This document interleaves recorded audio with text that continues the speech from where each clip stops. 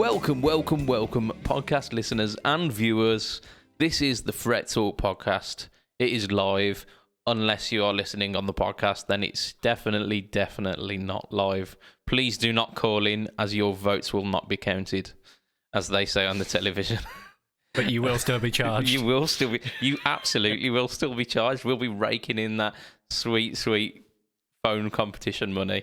It's We're charging these bastards. we should run one of those, shouldn't we? Really. It's episode 189, so we're getting close to the fabled 200. You're here with your host, Mr. BudgetPedalChap. That's me. This is gonna piss you off. To this side of me is Ollie Miles. Yo. Hiya, and even further that way, if you just carry on going. That's Mr. Lee. Say hi, Lee. Let me let you behind the curtain a little bit. Go on. Take a little sneak peek behind this curtain. I told him where we are. I was like, I'm here, you're there, and Ollie's there. There was an actual minute dedicated to telling him where we were located on the screen. Yep. BudgetPedalChap. This is his. Fuck. This is his revenge for me interrupting him on purpose at the end of the podcast. Yeah. Just for like the last 3 podcasts on the trot, it's been like either in the introduction or at the end of the podcast. There's been so many times where I've had to just completely edit you out just singing over the end of the podcast. Hey, why do I even bother? Yeah, it gets absolutely cut. Voice of an angle. Indeed, yeah. Acute? No, obtuse.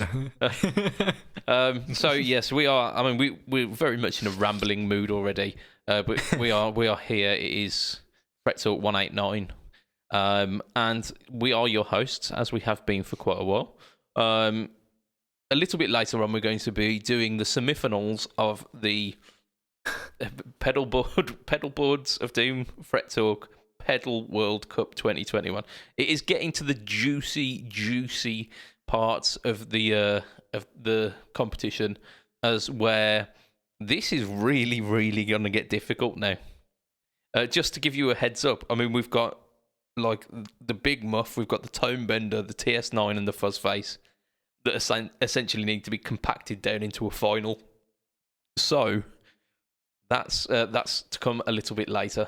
But before we do that, we have pleasantries to do, don't we? And this week they are going to be quite long because we have been up to a hell of a lot, haven't we? So, gentlemen, how are we? What have we been up to this week? Who wants to go first? What haven't we been up to? Ollie's almost biting his mic. He's so eager to get that will come through on the recording as well. I didn't actually bite it, just to clarify. That's it. But there's what she just said. a little moment of ASMR right there. Just a tiny little smidge of that heavy breathing. Quickly, let's say hello to the one and only Mr. Bimson. Mr. Bimson, the man, the legend. He's now fluent in Polish, which is absolutely fantastic. Well, according to Duolingo, but according to Duolingo, I'm like... Didn't she win a Grammy this week? Yeah, I'm semi-fluent in Swedish, and I'm really not. It's when they... You know, it's all good and well reading it off and copying the things, but when people start talking it and they start talking it at speed, Andy and I were talking about this, when people start talking it and they're talking it like we're talking now, it's like, what's going on? It's like learning karate from a book, isn't it? You can learn all the moves in isolation. You could think you're pretty badass, but then the moment someone's throwing kicks and punches at your face, it all goes to shit. Mate, yeah. I studied martial arts for years and years and years, and then like you get on the street and you start having a proper fight with someone, and it all goes away, and you just start hitting them. In martial arts, there's supposed to be rules, but when it's outside of it, there isn't. That's a black belt. Where is it? Oh, nice, cool. There, black belt certificate there. I mean, if we are like the street fight of podcasts, aren't we? Really, the rules go there. Like we have every week we have a running order for how Yeah, it it's never supposed to go. Okay. Question for Tell you. me what you think about me. And then Question. Which Street Fighter character are you? No. Let's classify them for each other. well, Street Fighter characters. If I'm playing Street Fighter, it's either Ryu or Ken because their moves are so easy to do. No, man, Blanca. It's just like electrocute him. I was always Tekken over Street Fighter. Oh, I like Tekken. yeah, King. Like King in Tekken 2 was an absolute beast, and then they absolutely nerfed him in Tekken 3. They slowed him down by about like 30%, and it just ruined King. So Yoshimitsu, he was just like doing all the teleport and stuff, and yeah, it's just well good. I'm a big Mortal Kombat fan though. Well, I used to be anyway. I haven't really played many of the modern ones. I think I played 9 or 10. I can't remember. Yeah, I've got 10. At the moment. As soon as it started getting online, and then I tried it online and just got my arse whipped straight away. I was like, pre-COVID, I went to like an arcade near me, and they had an old Tekken machine. And my mate, who is obsessed with those sorts of games, was like, "Come on, let's play. I'll beat you. Put a $5 on it. I'll beat you." And I just stood there and just kept spamming buttons and won. Was it Like he was trying to do all the combos, and I was just like, That's it. Yeah, you chose Eddie Gordo or Lei Wulong and just flailed around on the floor. yeah, basically. Yeah. Did you ever play something like track and field and just like get blisters on your knuckles from going like that on the things? Oh yeah, like track and field in the arcades was fantastic. I remember like way back when I was a much younger lad. We used to go to like on holiday to a little place in Devon, and they had like they essentially had a bar which was like the creche for the parents. And then there was a little kind of kids area with like a pool table and like a couple of arcade machines. And track and field was always the one. It was always like full. And just that, like... Everyone had their own little skills. Like people would get like 2B pencils and use that and stuff like that. It's crazy. Like there was a chap there who was pretty good, to be fair. Like would put his top over the buttons to reduce the friction and then like rub his knuckles on them. Wow. Yeah. That's commitment. Very much so. But the old games were right. Like some of them are legendarily hard. You know, like we say about Dark Souls and stuff like that nowadays. You know, the Turtles game from the late 80s, early 90s. The Turtles on the NES. That was just impossible. Yeah, I mean, even Crash Bandicoot, which is even more recent than that, is impossible to play. No, I've completed them. But no, some of them were just absolutely. And then you get into like Mortal Kombat 3, and you go into like the extreme hard modes, and you're just like, man, why did I start here? Yeah, I mean, nothing makes you realize how good you've had it, like computer game wise, until you go back to like the OG Mortal Kombat and think, yeah, I'm gonna smash this. You get knocked out by the first person on the tower. It's like, and they to add like humiliation to it, they do the fatality on you as well, and you're like, motherfucker, this is literally the first opponent in the game, and I am getting my ass handed to me. Then they knock you up into the acid pit, or I'll tell you what, it really annoyed me when I was a kid that I had the Mega Drive and my friends had the SNES, and there were fatalities that were on the SNES that weren't on the Mega Drive. Like you could do things, and like the acid pit level, you could actually get them to stick on the hooks that were hanging down rather than knocking them into the acid pit. Interesting. No fatality. Yeah. Enough retro video game talk. Yeah. We've got a lot to talk about in terms of our podcast and guitar stuff. So what have we been up to? Ollie, you were about to say something, and then we went on a massive tangent. Yeah. So I got some new stuff. I'm still recording. I'm constantly recording because I'm never happy. Basically. I'm always trying like to get a new sound, or like I'll find a sound I like and I'll go back the next day and go, yeah, I can do better. So I'll just keep buying stuff. So last week I was going to talk about it, but didn't get a chance because it was the micro pitch special. But I got this, which is the honey badger from Redbeard. Honey badger don't give a fuck. Yeah, it is. It's so cool. So for those who are uninitiated, what does it do? It's a fuzz with basically an octave fuzz, but it's an octave down as opposed to an octave up. And it's got the divide knob, which is sort of the top center one, blends between 1 and 2 octaves down. Oh, nice. So when it's in the middle, it's an equal amount of -1 and -2.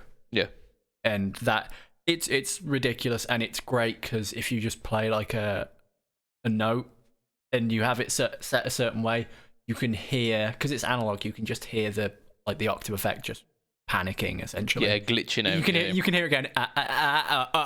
Oh no! Yeah, but I've been using it to track like heavy sections, like when stuff slows down and the riffs get nasty. That is a great layering tool, and I'm in love with it. And this week, in more pedals, I got. Before you move on to this next pedal, I'm just going to give a shout out to Mr. Matt Quine, who's in the comments. He says, "I miss this." We miss you too, Matt. We miss you too. Godspeed, Mr. Matt Quine. Wherever you are, he will be on. He'll be on a cast as and when he can. Matt Quine will return one day. It's like the end of James Bond, isn't it? Yeah, that's it. Yeah. Matt Quine will return in Octopussy. That's it. He might do. He might do. Lucky. Yeah. It's Lowell. I got a bag from Tate Effects. You did, you got a bag. And in that bag was the Siren's Cream. Woo! Siren's Cream, yeah. The Siren's Cream, yeah. That's how it's said. That's how it's pronounced in it. Which is just, it's a rat type thing with varying clipping. Yeah. From no clipping, LED, and I think is it? Yeah. So I think it took over from the BMB, didn't it? So the BMB was essentially just pure unadulterated rat. Yes. And then the Siren Scream is that, but then plus some additional extras. It's been tated. Indeed, and in a smaller box as well, and with a upgraded graphic. I'm not saying that the BMB was not good, but like the Siren Scream graphic is just it's good. Yeah, it's good. Yeah, exactly that. There's a bit of a story about that graphic. I don't think Stu will mind me saying, but he got a graphic designer to design it, and then Stu got it back, and he was like, "It's good, but it's just not quite right." And he actually moved it around himself and whatnot, and that's how it ended up, and it just looks bang on. So yeah, Stu's got a good eye for that. Incredible looking pedal. Yeah. So I haven't been playing around much with it since I got it. I played with it for about half an hour, 45 minutes when it arrived, but I've been more doing production side of things since. I haven't recorded any more stuff since it arrived, so I haven't had a chance to use it properly. So I'm still working it out. But it's what I played so far was cool. I had a little video, and a nice little riff came out when I plugged it in. I mean, that's the sign of a good pedal, isn't it? That it popped out to say hello. And now it's gone back down below. It's I tell you what, it just don't overdo it with the amount of gain on a rat. You know, they've got so much of their sweet spot is in the first 45%, and you know, anything above that 45% starts to turn to fuzz, but your golden spots for those sort of JCM 800 tones are really at that sort of like 11 o'clock sort of position. That's interesting, because I don't think I took it below like half. I had it set to half most of the time I was using it, and I was trying to figure out, like, this is fuzzy. I was trying to figure out if I was like the tone was set wrong or... Yeah. No. Yeah. That's where the beautiful tones. That's where you're going to get that sort of oh my god, this is sex sort of thing. Yeah, this is that's my first rat. I don't own anything rat like. That's my first of that breed. I own lots of rat like things. Yeah, I mean it's very much your kind of circuit, isn't it? The rat. We've got Lowell in the comments. like completely agreeing with that feeling that Ollie was saying. Loving the fact that when you plug in a pedal for the first time and a riff just eases itself out. I mean, literally pretty much everything I've ever written has come from a tone. Yeah. I cannot. You give me an unplugged guitar and an acoustic, I can't play. But you give me a cool sound, and then it's just like, oh, here's a riff, and here's another riff, and here's a song. I can write songs on acoustics, but the acoustics that I like writing songs on the most are classical, because I just absolutely adore the sound of nylon strings. Yeah, really nylon strings are I think they sound better than steel. Oh, Yeah. by far, yeah, by far. The problem with that's what we all learnt on, you know. Yeah, I mean the problem with nylon string acoustics is usually they've got really flat and wide necks, so they're quite hard to transition between, like the skinny little pansy fret of a electric guitar to this massive mammoth, like completely flat fretboard.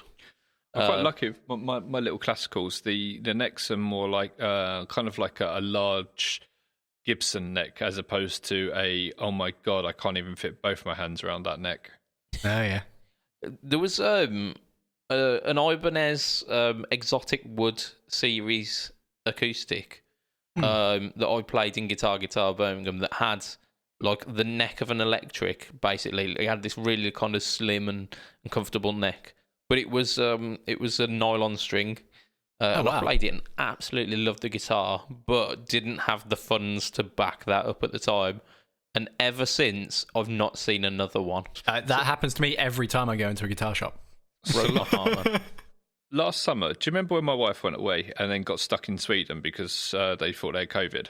My wife. When I drove her down to the airport over to Gatwick, I popped down to Gak because Gatwick. Because they're not far from each other, and I bought some nylon strings to restring my guitar, and the other day I thought I should actually get around to doing that.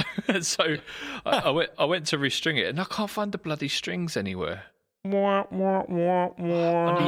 restring it and forget, did you? No, definitely not. No, it's got to the point now where like the little bits of metal are fraying off of the string. Yeah, I haven't restrung it in years. It's only a matter of time before that those strings ain't staying on no more. Yeah, but you know what it's like with the classical acoustics. You don't restring them because you've got to do that stupid knot, and you're like, do I remember how to do that? I have never restrung a classical acoustic. Oh, yeah, I'm not brave enough. Not even going to try.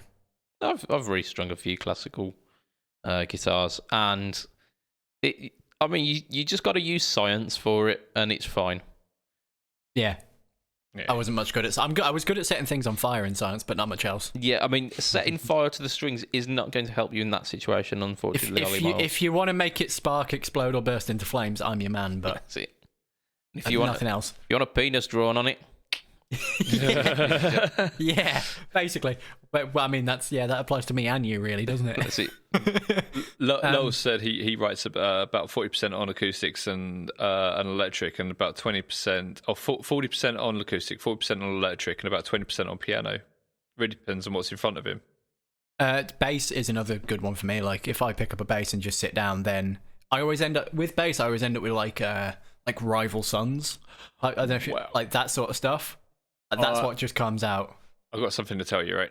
I have spoken to a quite well-known bass amp company, and they are going to be sending me a new bass amp because my bass amp, which is up there, is fragged. So they're sending me out this little pedalboard-friendly bass amp, and my point of it is you can DI it straight in, and it's supposed to sound really, really good, like classic vintage amps. And I think it's the perfect tool for a guitarist that also wants to be able to play a little bass. Yeah, I don't own a bass. Tiny little bass. And that company's name rhymes with Smash Clown. Yeah, I'm really looking forward to getting that. So yeah, let's Mr. Budget Pedal Chap. Hello. What have you been up to, my sir? I've done quite a few things. First of which, I'm gonna do a little bit of a brag about. I've bought another Marcus Deluxe pedal board, Have you? and because of that, I've now done 2 no talk or tones this week because why the fuck not? Yeah, so literally, I bought the little red one about a month ago, and then maybe a week or 2 later, Marcus shared a picture of these like individual pedal vert boards that he's doing. Thought, shit, I have got to get me one of them. It just They're looks really cheap as well, aren't they? Yeah, I mean they are very competitively priced. And the fact that they're built out of wood, but they're built in such a way that you could smack someone with it and they would come out worse than the pedal board. Do you have a black belt in that? I mean, A black belt smacking someone in the face with a pedal board. yes, it is my martial art. That is, yeah, pedal jitsu. But yeah, so it's essentially like an individual pedal vert board. So I used that to demo the Honeyburst V2 because I mentioned that about a month ago Yeomans had passed me one of the V2s to get my opinion of it. Fantastic, by the way. It is top notch. And yeah, I mean the one that I did before was like early, so it was in like the actual tag board inside, like the internals, and the enclosure was like bare metal with a like a vinyl on the front, and it was a look. It looked kind of like electro harmonicsy, looked like good enough. I would have probably, if that was my pedalboard company, I would have went, that'll do. But Yeoman's constantly striving for perfection. Went and got Good man. exactly that, isn't it? He went and got like powder coated enclosures and like all the posh stuff. That's it, like screen printed and all of this. I don't think it's screen printed, is it? It's the other one, the other printing. The good UV. Yeah, possibly.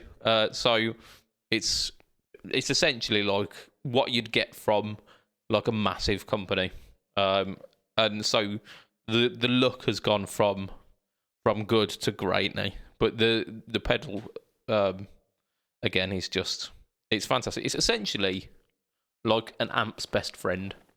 So like Screamer style, but with 3 clipping options and a tone control that doesn't suck at the one end. Because we all know, and let's not beat around the bush. We all know, if you've got a tube Screamer, if you're going below halfway, your tone sucks. Basically, should have got a clone. Should have gone clone. Speaking of clone, actually, that was the second thing I demoed this week. Is the JedPeds clone 2019. So they've got 2 versions. This is essentially your standard clone. So like fantastic crystal clear buffer in it, and just your standard treble control, gain control, volume, and it's, yeah. I mean, I'm not usually a clone fan, but I ended up playing more than I should have for a 3-knob drive pedal video. I think it comes in just under 11 minutes. Oh wow! So yeah. I mean, is that no talk, all tone? No talk, all tone. That's the one. I still haven't sent this to you. I haven't even tried it yet. I will send it to you, honestly. I even got a box the other day, and I was like, "That's the perfect size to send him that clon out." And yeah, I still haven't sent it. I'm sorry. You will get it, but I really want to try it first. Yeah. Well, pull your finger out, Lee. Damn it. I've been busy. I mean, haven't we all? I did 2 videos this week. I've played a lot of games this week.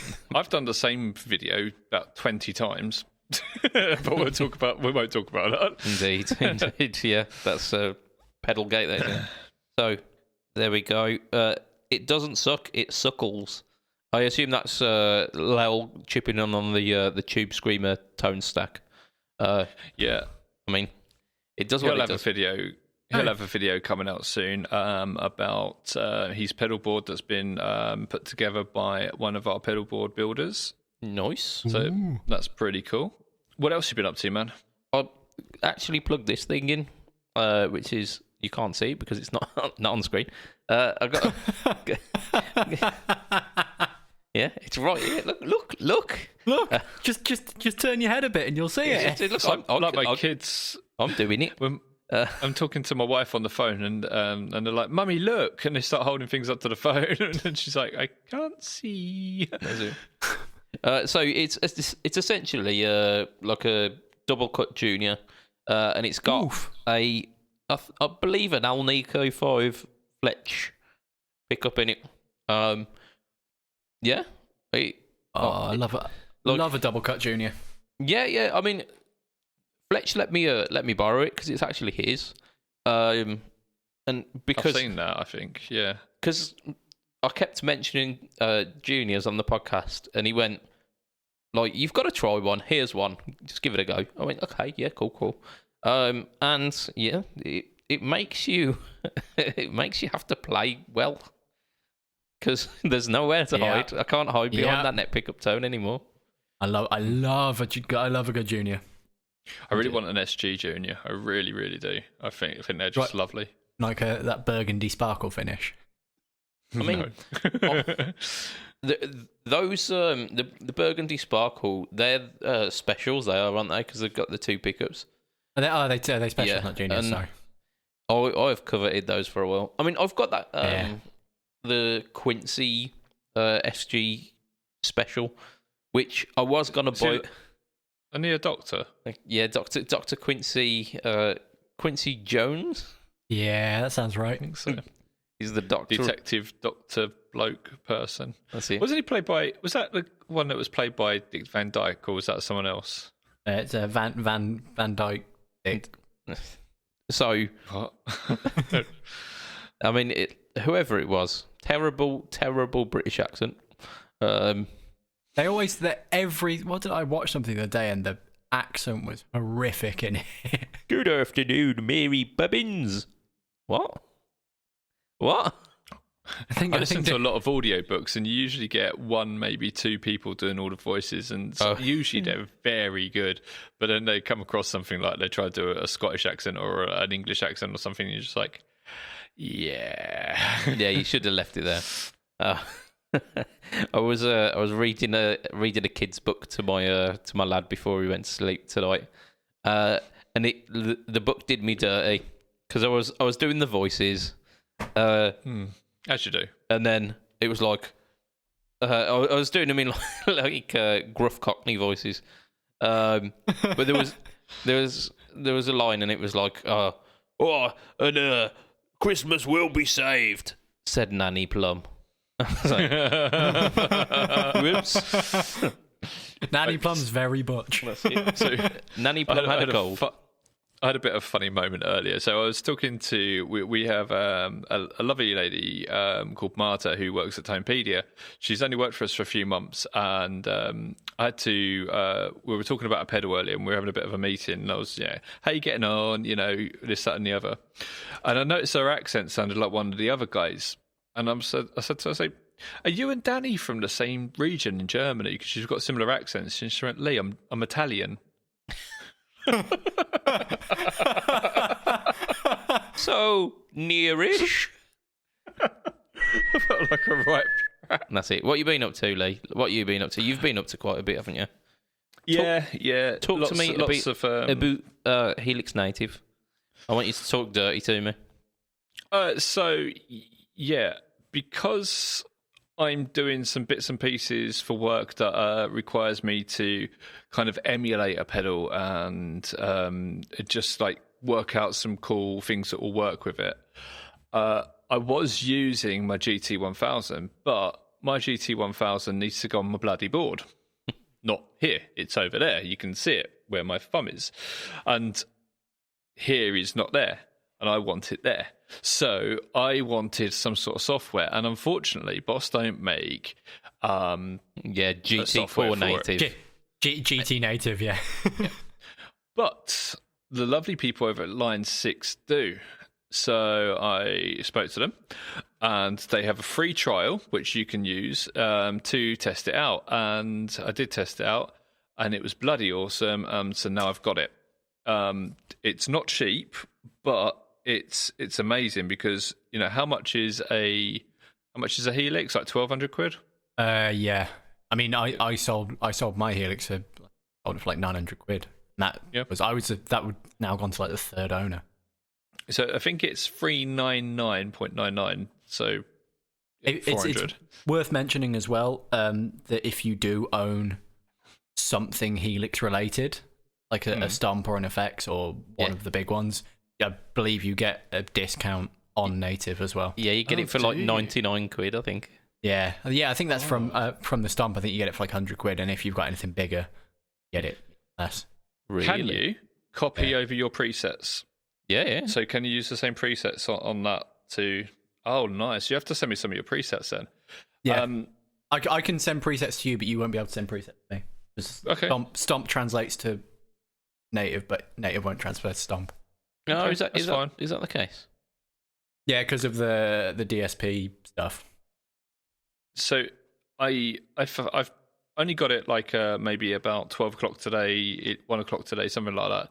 I've already used it loads. It's really intuitive. Really, really, really intuitive. I just, you just click on the box, it says distortion or whatever, you can go down, you can change that to delay or whatever you want. And then it comes up with a list of delays, little pictures of the pedals. And because obviously I know what pedals look like what, I can see that is obviously a fuzz face, that isn't, because that one's round, that one's not, so on and so forth. And, you can bring it up bigger and so on and so forth. Really super, super simple to use. And it, obviously, I can use it for doing tricks on here. So in the recordings, I can put flanger on my voice and stuff. I won't do that. Oh shit! I totally will do that. I'm gonna send my audio through the neural DSP thing I bought this week. Yeah. So I was just so impressed with it. So I plugged this guitar in just to try it, and then I realised that I had the distortion turned on this, and it sounded rubbish. And so the distortion built into this guitar is pretty terrible. I forgot those existed. Oh god. Yeah. So just for the listener, that's my RG Chaos, whatever the fuck it's called. Yeah, I really need to get a better Ibanez. I really do. So I played with it for ages, tried out a few of the distortions. They're clearly what they say they are. Yeah. My favourite one's the Prince of Tone, the whatever it's called. Yeah, the Air Apparent. Oh my god, it's so good. Yeah. I was playing with a HM2 because I've been reading up a lot on. We're about to release a HM2 on Tonepedia. Okay. So that's I've got to read up on, do the descriptions on that, and I was just reading up about like how Entombed made it famous after, all the Dave Gilmour stuff and etc. They kind of made it famous in the 90s just because they literally had a cheap Ibanez guitar, what sounds like a PV Bandit, and they had two of them and a DS1, and they put them in together. Anyway, I was reading all that, and I was like, I need to play a HM2. I just need to play one for a little while, get it out of my system. So yeah, that's what I was doing with that, and it was nice. And then I had to do some sort of octave fuzz with reverse delay because what? Yeah. We've just released the Dan Electro Backtalk. Okay. So the new one of them. So I released that today out into the wild, and we also did the 3699 fuzz, which is a copy of the Fox Tone machine. Yeah, it's the that's the one in the relict enclosure, isn't it? Yeah, it looks like someone sanded the corners. But did you know, right, The guy who designed the Fox Tone machine now owns Dan Electro. Really? Wow. Yeah. So, swings and roundabouts. But, so they're not going to be suing for obvious reasons. So, it's pretty cool. But I had to, we had to try and get it so it sounded good. Because we wanted to give the user the option of switching that in on the reverse delay demo. Yeah. So we've done it, but I had to try to kind of tweak it at my end to try and get it sounding as good as possible. And obviously, without the pedals, what I did is I just emulated them on the Helix Native and did it like that. And it was perfect. It was perfect for the job. Absolutely wonderful. Just as the GT1000 was. That was what I was using it for, but instead of sitting there and having to twiddle it all and set it up and have the sound coming out of my computer into the GT1000, going from the GT1000 back into having all the amps set up, it's all in my computer. I just click on the playing style that I've got on the track, add effects, add my VST, and just choose the Helix Native, and boom, it works. Sounds good. There's something really nice about amp sims now. There are some awesome amp sims out there, and Helix Native is a great example of them. Yeah, I've gone through a lot of them in the last few weeks just to find good ones. Yeah, I haven't even scratched the surface with it. So what I'm probably going to likely be doing is every time we meet up, I'm going to be, I found this on the Helix Native or something along those lines. I believe there's some cool synth stuff in there as well. Yeah, there's I've not messed with it, but yeah, polyphonic octave-ness, isn't there? I don't know, because that's one of the things that I miss out on the GT1000 is the fact it doesn't do synth, and I'm hoping that with upcoming updates they're going to add that in, because man, I love synth and that thing can do it.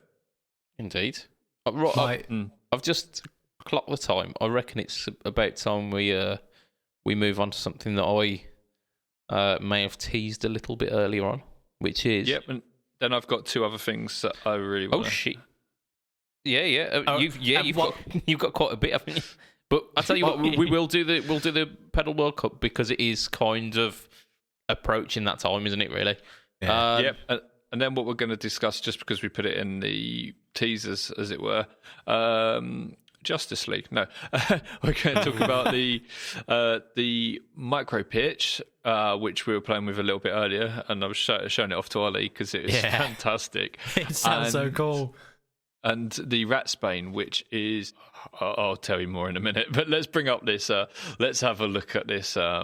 This World Cup O pedals. Right. So first round of the semi-finals. This is where it is heating up like a hot thing.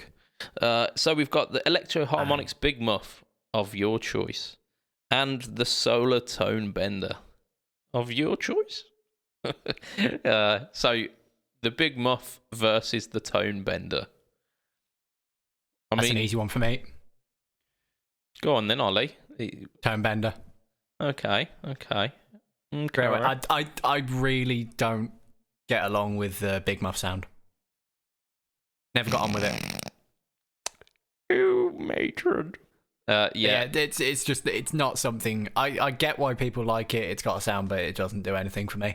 So yeah, I mean, it's not too dissimilar from the Rat in terms of tonality, because it kind of straddles that line between distortion and fuzz, doesn't it? Yeah. Yeah, I'm gonna go Big Muff. Lowell's also gone Big Muff, and he's shouted it. Behold its majesty. Exactly that. It says Big Muff, behold its majesty. Which, I mean, yes. I think the line from the top 10 video was that the Big Muff is the kid in the schoolyard who says, "My dad would beat up your dad." Just so beautiful, and poetic. It just makes you kind of just cry a bit. So I'm siding with Lowell on this one. Just if for nothing else, for that phrasing on the top 5 video. Lee, what are you saying? What are we doing? Hello, mate. So Bimson's gone. joined me. Yeah, the Big Muff. I think he's got TB. He says TB, which means the Big Muff. So that's the Big Muff. 3. Yeah, the Big Muff. Big Muff is one word, of course. Yeah. So that's 3. 3 for the Big Muff, and 1 for the Tone Bender. No, it's a tie. So currently will be the deciding vote here. Ooh, what's he gonna do? What's he gonna choose? Is he gonna choose the right one, or is he gonna go for the Tone Bender? Whenever I hear the word choose, I think of the Mighty Boosh. Anyone watch the Mighty Boosh? Was never a fan. Time Bender. Ah, damn you, Lee! Damn Yes, you. Lee. Come to the dark side. Look, my reasoning is one of the next pedals I'm going to buy is going to be a Time Bender, and I haven't got a Big Muff I'm looking to buy. But do you have a Big Muff? Or Yeah, That's a bit Or is it- personal. petite? I've got this.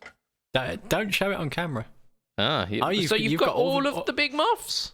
You got all the muff. So, I mean, So just for the podcast, that's the muffaletta from JHS, which has got like 6 different Big Muffs built into it. And to be fair, you only need one Big Muff, which is a triangle muff. yeah, but you've Don't got need anything. That's So the you essentially- that's the original, isn't it? you essentially own like 8. Is it 8 different Muff variants there? And you're saying that's I just said 6. sorry 6. Sorry, I was Just not listening. Never listen to me. I don't, unfortunately. The magic's gone. Yeah. So you've got 6 or 8. Who knows? No one knows. Well, Muff everyone variant. knows. I've just told you. Muff Could be variant. 7. Well, yeah, we'll split the difference. We'll go 7. And you're saying because you're buying one Tone Bender, it is. Well, I've only Okay. bought one. I didn't even buy that. But but I am going to be buying the Boss Tone Bender. Got no choice but to buy that because they're so limited. You can't turn around to Boss and say, "Please, can I have one of those pedals?" Excuse me, mister. Oh, sorry, mate. Sold Mr. out. Boss, Mr. Boss Man. You go and speak to the boss. I mean, Did you Bimson see? Did you see the to and fro I had with Yoshi this week? I did not know. So was he put. I'm finally after 1.5 years getting my my own set of Wazza Airs. And I was like, "Oh, mate, look, if you need any help, just let me know and I'll talk you through it." And he was like, "Brilliant! I know who to come to." You joker. Right. I mean, Bimson has made a bold Scallywag. statement here and has said that it's irrelevant as the first face wins the final. So that's an ideal time to go on to the next round, which We should just make sure purely to go against Bimson that when he gets to the final that the big muff the fuzz face loses. No way am I voting for a TS9. Listen, I just want to say this, Mr. Budget Pedal Chap. I watched Ghostbusters 2 the other day, and your background is severely reminded me of all the pink goo.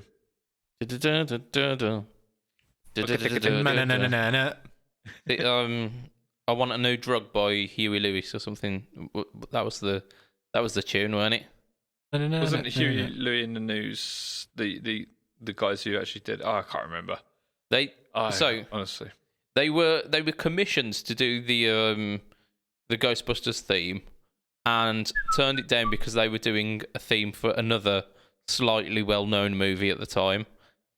I wonder what that could be. And yeah, Oh, so Back to the Future, of course. Yeah. So I was like, what? What's that? They commissioned Ray Parker Jr. to do it and says, do something in the style of Huey Lewis, because that's the kind of sound we were after.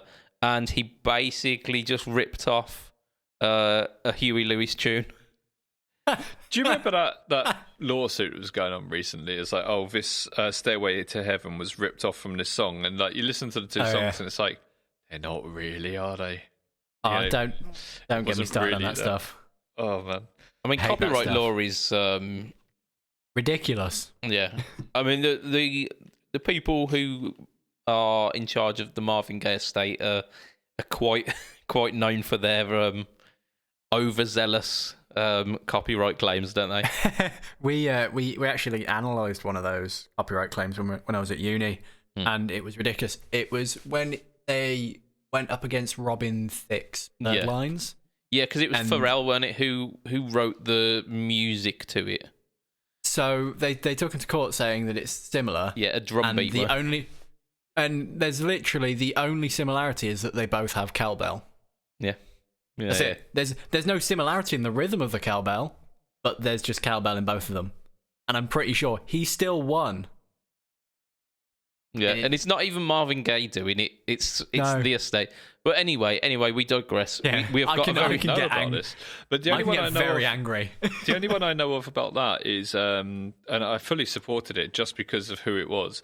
But it was Satriani taking Coldplay. Yeah, I was like, yeah, of course I'm going to support that. I didn't know about that one. I love Satriani, so yeah. It was If I Could Fly, wasn't it, versus Viva La Vida, and literally like the chorus section of If I Could Fly was essentially like the chord progression and melody of Viva La Vida. Satch isn't the sort of guy who does that sort of thing, really, is he? But no. But it's satisfying to see him do it against Coldplay. Yeah. Take that, Coldplay. Right, so Tube Screamer versus Fuzzface. You've already thrown your hat right in the ring there, Lee, and you said Fuzzface. It has to be. I've got a soul. Come on. Ollie says Fuzzface. I mean, Tube Screamer. How we've been arguing it for the past 3 weeks. Tube Screamer. Like, it shapes metal guitar tone. It does the blues rock thing. It is so, like, there's so much behind it. And the argument, when the Tube Screamer came up last time and said, like, the Tube Screamer does so much, the fuzz that it was up against is a fuzz. It's like one trick. Yeah. Can you think of a more boring drive pedal, though? It doesn't matter if it's boring. It does. It's iconic. It really it's a staple. does. It's a staple. And Lola's got my back once again. He is saying the TS9, and I'm going to boot him out of the group in a minute. You are absolutely correct, though, because he's Bring down the banhammer. He's a man of knowledge. He's a man of taste.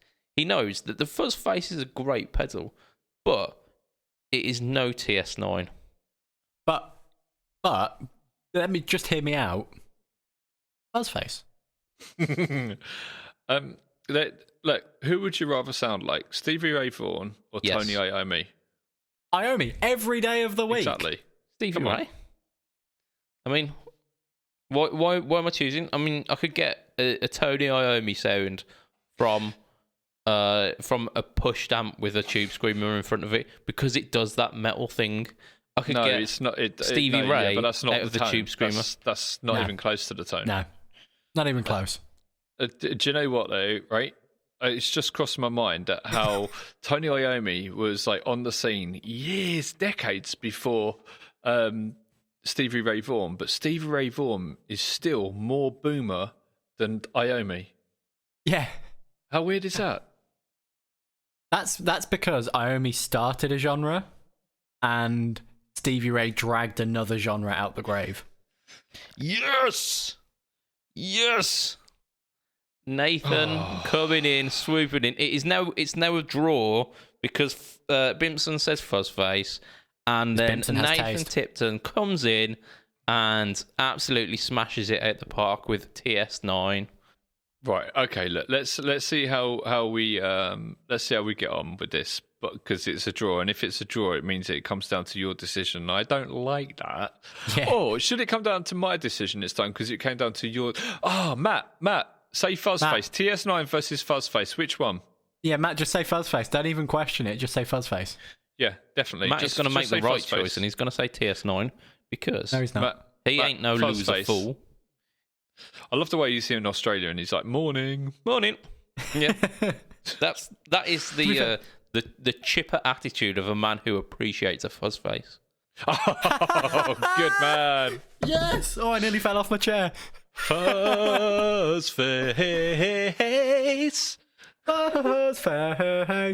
Not playing anymore. Not playing. You're right. You're lost. I'm going to take my ball. Go home. He's sulking. Oh man, next Wow. week is going to be like the 60s. Tone Bender versus Fuzzface. I thought you were going to say like massive pubic hair. I just looked at my waveform from when we realised Matt said Fuzzface. It's just a wall. Like the rest of it's just like little peaks here and there, and then when Matt said Fuzzface, it was like. So I'll edit that. I'll make sure That said, this is the best possible way to wake up. I would disagree, but I see your point. Okay, so Who doesn't want to wake up and see these three faces? I mean, hi, good morning. so as it stands, we've got, and this is a horrible twist of fate because I thought it would go the other way. We've got the Solar Tone Bender versus the Dallas Arbiter Fuzzface for the final. yes. Unless someone in the comments, hint, too. all of you people who are sitting there silently, come on, TS9 for president. If you don't vote, This you're podcast the isn't problem. going anywhere until someone else votes. The faces look fine, but you all need a shave. Then we Yeah, won't it's true. have Fuzzface. Trust me, you don't My want to see Wife this. has asked me how long I can grow my beard, so yeah, Matt's made a point though. We have all got fuzzy faces, so you know. Yeah, I mean, we are sticking to the brand. Fuck off, Vince. Vince. Yes. Damn it. No, you. Lowe's hit him up to come Yeah. on. Vince is actually our one of our pedal board builders. So, Lowell, I'm going to kick you in the balls. It's a draw, motherfuckers. It's a draw. Rochambeau. Right, let's talk about these motherfucking pedals that I've been playing with because they are amazing. Right, so on the same day, within half an hour of each other, the micro pitch and the Ratsbane landed. Yeah. And I love you too, Vince, bastard.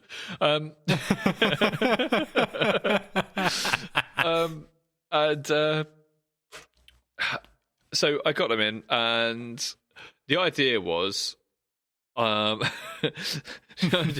I would plug them both in yesterday and have a good old play with them.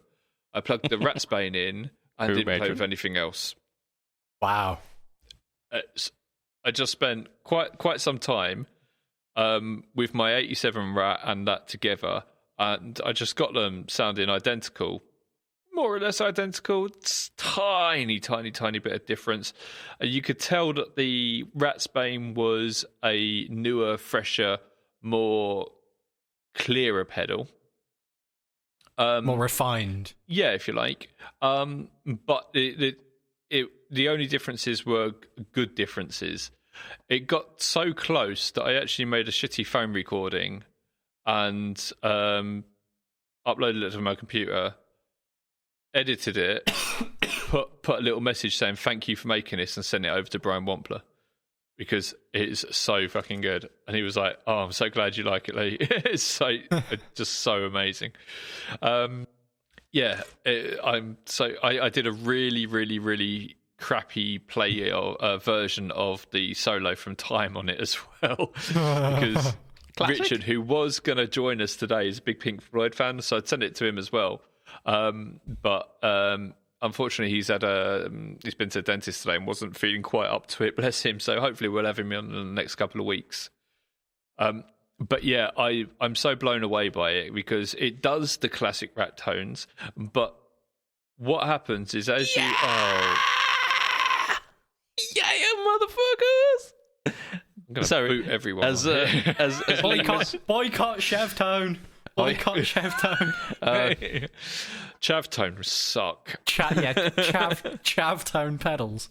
Where's Tater Effects? Come on, man. Where is? Come on, take Stu. I know Stu. I'm going to call him.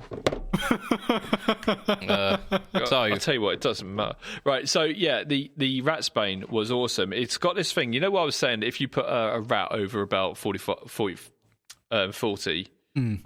that's how we do it on Tonepedia. If you put it over past about 11 o'clock, it starts to get fuzzy and these sort of things. So Brian's put this... one of the switching options you've got on that means that as you turn it up, it doesn't get fuzzy. so it stays clear and crisp. But so that's really nice. The voice button is almost like a bass cut, so it does almost like it would if you were putting a tube screamer behind it or something like that. Fucking tube screamers. So yeah, that I strongly recommend. Lowell, you've got the Ratsbane as well.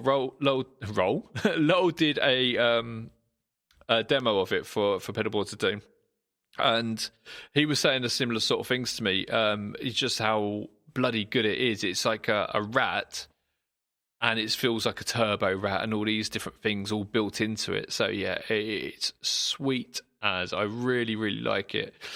Do I like it more than the Siren Scream? I wouldn't say. I think they're very similar, but the Ratsbane is slightly smaller and has more clipping options, but the Siren Scream has top-mounted jacks. So it's the size difference comes and goes with that. It's negligible. Are you saying size matters? Yeah, absolutely. On a pedalboard, it bloody does. I'm absolutely 100% over the moon with both of them pedals, and the Ratsbane is just so impressive. So bloody impressive. What you got there, man? Is that a tube screamer? Oh, what's this? Oh. My tube screamer's better than yours, na, na, na, na, na, and it's still shit. I built mine with my bare hands. And a soldering iron. No, I've just got really hot hands. I just touch it and the solder melts. Yeah, you did a Uri Geller. Rub the components together. Yeah. So, yeah, that's the Ratsbane. And Lowell, man, tell us what you thought of it, because it'd be good to get your feedback on it as well. Yeah, amazing. Really, really, really amazing. I was so happy with it. It really did. It feels weird getting that much power and aggression from such a tiny little pedal.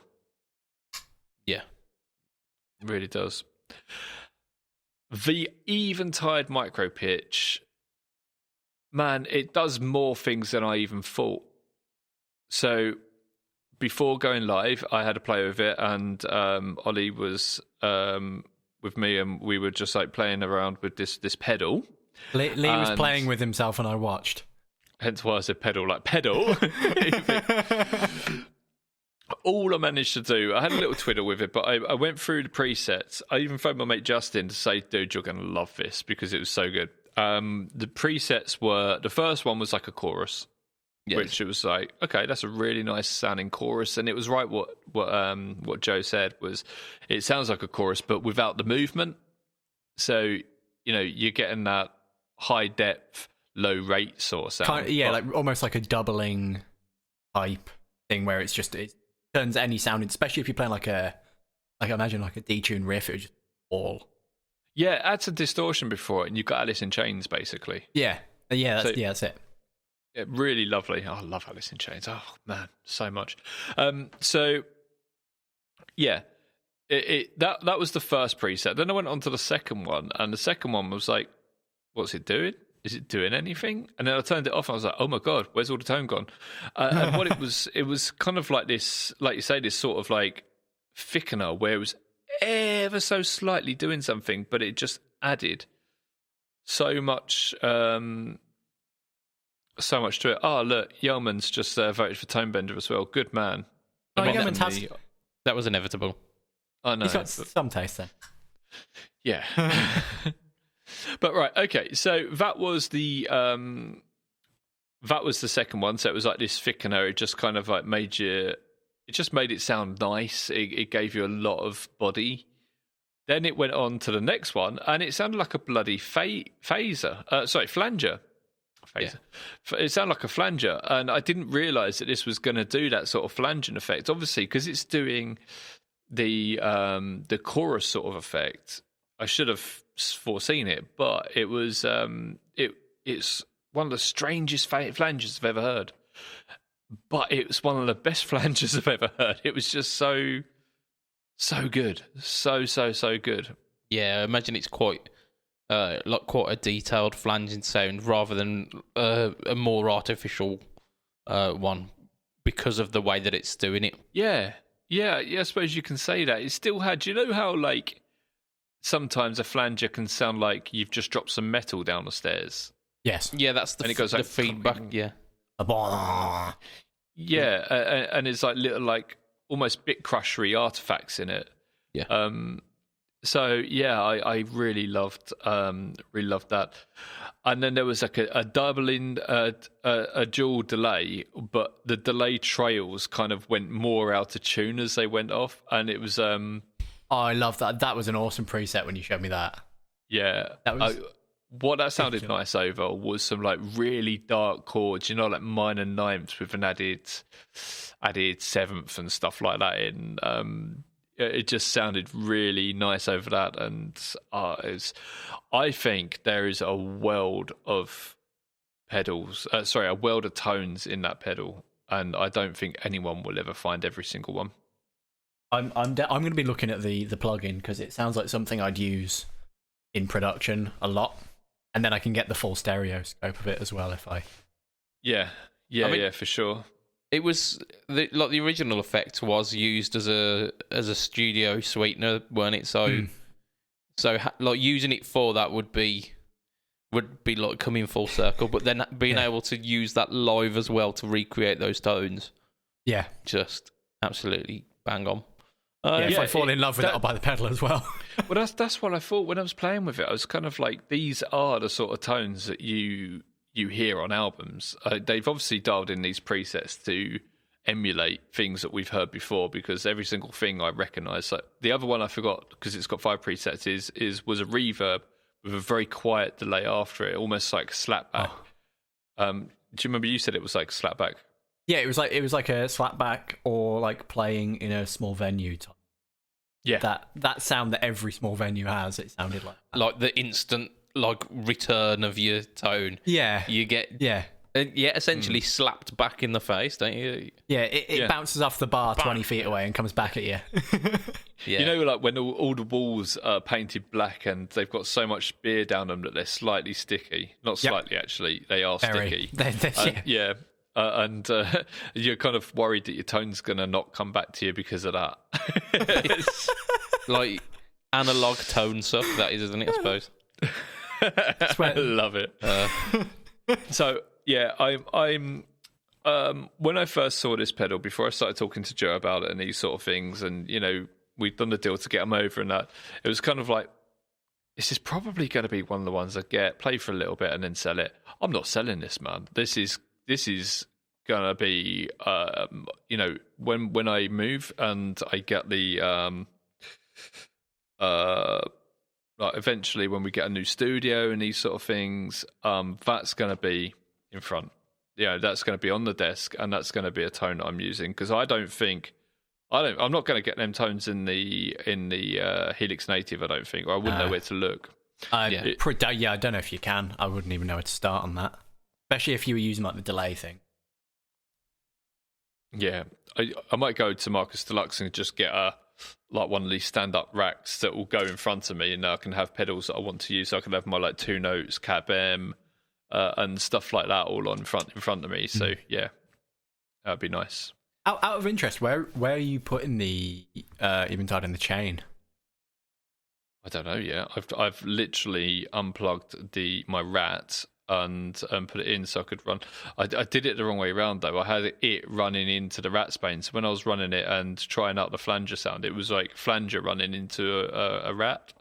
Yeah. So it did sound awesome, but it sounded kind of like stadium rock. I'm at the end of my gig, so I'm just going to make a bunch of noise. I'm like that. I need one. Yep, I'm into that. Yeah. It's my sound. Sold again. Right. I think that is where we should whip this podcast into a ending frenzy. Cool whip it, yeah. So just to recap, we have got the Tone Bender on, I think it was 5 votes. Yeah. Let's not even mention how many the Big Muff had, because it's embarrassing. And the TS9 just at the end pips it by a vote. So the final next week will be Tone Bender versus TS9. I'm sorry, but TS9 doesn't stand a chance. Sure. Let's say that. Let's see if you can Tune fight it off in next week to find out. Indeed. Tune in next week to see the Tone Bender win. So, it's been an absolutely wicked week. Even though we haven't actually mentioned any real news, but you know, so like thank you all to the people in the live chat for joining in, and thank you for that just epic like nail biting final like semi-final, because that was like proper World Cup penalties, that was, weren't it? Hang on. Did Bimson vote because he's here? Bimson did vote, yes. He did. So we've also got a shout out for our Patreon backers, who are the people who keep this light on, the light behind here, and just generally just your top.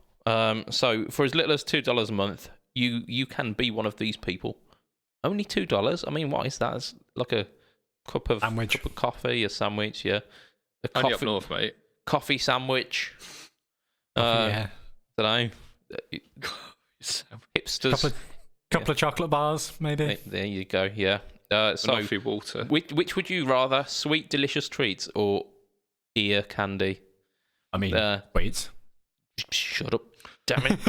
I thought he was asking us for a second. I was like, what the fuck is ear candy? Oh. Yeah, that's it, yeah. Oh, this chocolate tastes weird. It's a sherbet lemon, honest. So, the people who are bringing you this little bit of banter at the end of a podcast are Mr. Andrew Bimpson, who has been in the chat today. Mr. Adam Yeomans of Chef Tone Effects, who was the deciding vote for the TS9. Yes. We have got Mr. Doug Christ of 37 Effects. We have got Mr. Hugh G. Rection. Not yet, but give it time. We have got Mr. Ben Fletcher of Fletcher Pickups. And we have got Mr. Brian Gower of the Tone Jerks podcast, who I've been absolutely loving the Tone Jerks podcast recently. I get to listen to two podcasts, 2.5 pretty much a week. I do ours for a quality check, and because I'm very narcissistic, I do the Tone Jerks, and I get to listen to about half of Doug Christ's movie podcast, which is the Masters of the Cinematic Universe, and it makes me want to listen to. It makes me want to watch a few movies. They did a little known one about just under a month ago. A New Hope, I think it was called. Never heard of it. Shut your ass. Okay, well, will do. There we go. So let's do some plugs. Let's do some plugs because we are wrapping up the podcast. Myself is BudgetPedalChap at Facebook, at Instagram, and at YouTube. And YouTube is the home of the No Talk All Tone series. And this week you get two for the price of one. So that's amazing. You get one on Friday and then one on Saturday. Booyah. Ollie Miles, you are Ollie Miles Music at Facebook and Instagram. And Lee, you are Pedalboards of Doom. Pretty much you run the gaff. You contribute to the Instagram and the Facebook and the YouTube channel. And tomorrow there will be probably a news. If there is news. But if there isn't news, I will sing a song with a funky hat on. But do not sell yourself short, sir, because you are the man behind our YouTube channel. Yeah. And I stomp occasionally. As is Mr. Lol. Indeed. And who's been in the Mr. chat today. Mickey. Yes, Mr. Mickey Hands. Mickey Hands. Sounds like a gangster, doesn't he? Mickey. Yeah. Mickey the Hands. Yeah. He did something this week, didn't he, Mikey? Yeah, the Otto bit, which is a bit crusher and octavery sort of thing from Ferris, and it sounded the nuts. I really want one now, and I'm like, damn you. Go and check that out for sure. The problem with watching Mikey's videos is he makes everything sound so damn good. There was one bit of the video where he was running it through what looked like a Game Boy. And that Oh, it's just top quality. Because and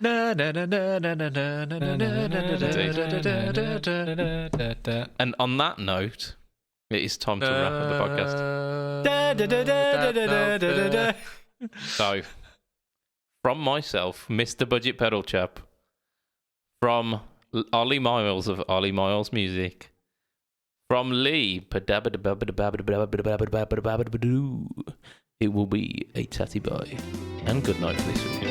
Thank you for joining in, everyone. Yeah, See you later. Cheers. Bye.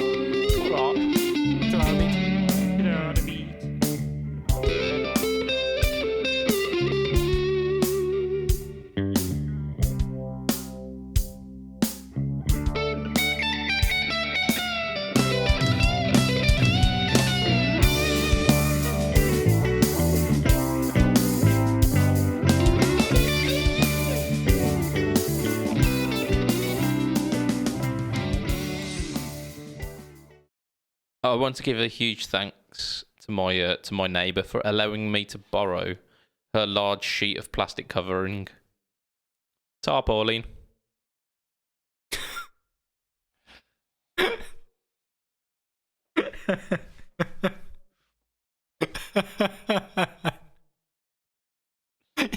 You look so smug. Yep.